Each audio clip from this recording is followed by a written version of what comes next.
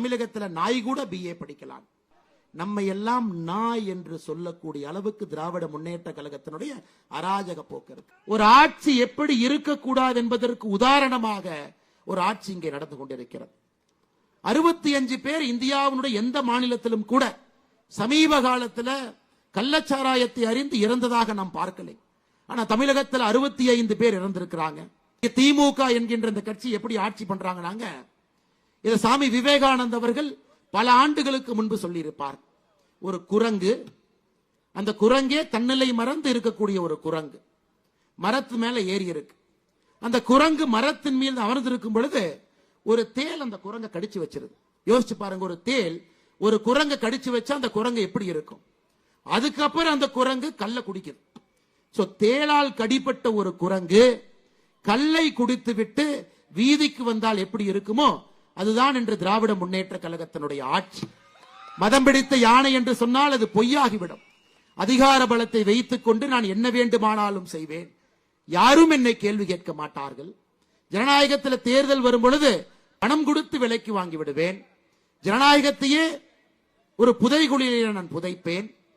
அப்படி இருக்கும் பொழுது மக்கள் என்னை பற்றி எப்படி பேசுவார்கள் என்பதை இந்த 3 ஆண்டு காலமாக திமுக தன்னுடைய ஆட்சியில் நடத்தி கொண்டிருக்கின்றார். ஈரோடில் இடைத்தேர்தல் நடந்தது. பட்டி பட்டியாக மக்கள் அடைத்திருந்தார். ஆனா இங்கே பாட்டாளி மக்கள் கட்சி இருக்கிறனால அந்த பட்டியெல்லாம் பறந்துவிடும் என்பதற்காக விக்கிரவாண்டிக்கு பட்டி வரவில்லை. ஆனா பட்டிக்கு பதிலாக இங்கே வேட்டி வந்திருக்கிறது. கடந்த 2 நாட்களாக பார்த்து கொண்டிருக்கின்றோம். 3 வருட காலமாக ஆட்சியில் இருக்கக்கூடிய ஸ்டாலின் அவர்களுக்கு தன்னுடைய ஆட்சியின் மீது அவருக்கே நம்பிக்கை இல்லை. நான் வேலை செஞ்சிருக்கிறேன், நாங்க இந்த இடைத்தேர்தலில் யாரும் வந்து ஓட்டு கூட கேட்க மாட்டோம், நீங்க திமுகவுக்கு ஓட்டு போடுங்கன்னு அவர் சொல்லி இருந்தால் நாம் அவரை பாராட்டி இருக்கலாம். அதை விட்டு விட்டு வீதி வீதிக்கு ஒரு அமைச்சர், அந்த அமைச்சர் கூட சில அல்லக்கைக, அந்த அல்லக்கைகளோட வேட்டி, அவங்களோட பணப்பை, இதை வைத்துக் கொண்டு இந்த தேர்தலை விலைக்கு வாங்கி விடலாம் என்று விக்கிரவாண்டிகளை சுற்றி கொண்டிருக்கின்றார். அதற்கெல்லாம் பதிலடி கொடுப்பதற்காகத்தான் இந்த பிரம்மாண்டமான பொதுக்கூட்டம். மேடையிலே நம்முடைய தலைவர்கள் எல்லாம் அண்ணன் அன்புமணி அவர்களோடு கைகோர்த்து இங்கே நின்று கொண்டிருக்கின்றோம். அருமை சகோதர சகோதரிகள், தமிழகத்தில் வழக்கறிஞர் இருக்கின்றார்கள், நீதியரசர்கள் இருக்கிறாங்கன்னா நாங்க போட்ட பிச்சை.